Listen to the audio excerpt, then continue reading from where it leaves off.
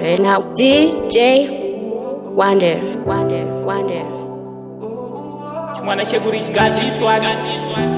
I just told him kuti abantu vana vacho vekurichi. My dreams edu asi far away. One day is only one day.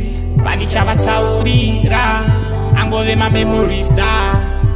Kwandakakurira amuchiti itarafu nemamwe my friends achitoti itarafu. Zvinhu zviri pasi mari isiri enough.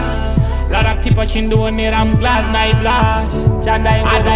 Vari kuti kuni my ex angu RIP. Ndiri hainga pane pa crime scene. Stepinadi yaso wagwan my G. Vanobelieve out here atifeta peace. Fuck the negativity tiri kutovarwisa and we working hard. Gangsta rifera mira we chasing time. Tiri kumanyisa time. Ma streets mune ura. Master chibasa ichi apa ndikukora.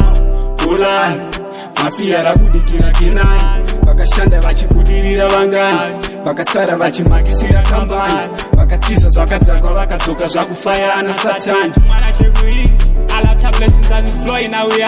Ndapinda mu street ndichierera sevat. Ndinapedza dhiri ndatotora yangu cut.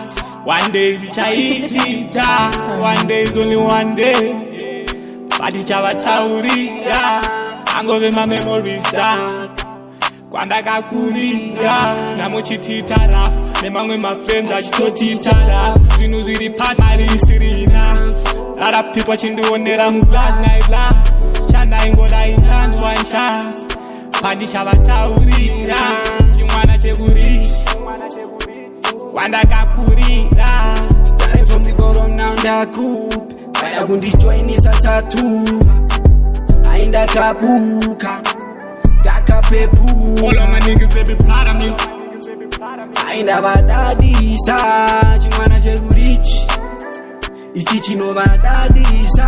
One day is only one day. Pandichavatsaurira angove my memories dark.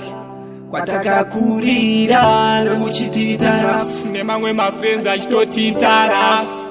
Mari isiri enough. Lot of people chindionera muglass night blast. Chandaingodai chance one chance. Pandichavatsaurira team rese riripo. Young nigga aripo namuchana aripo. Eyo DJ Psycho. Eyo Elder Bang. Yeah, we wake up cause we know tomorrow gonna be different.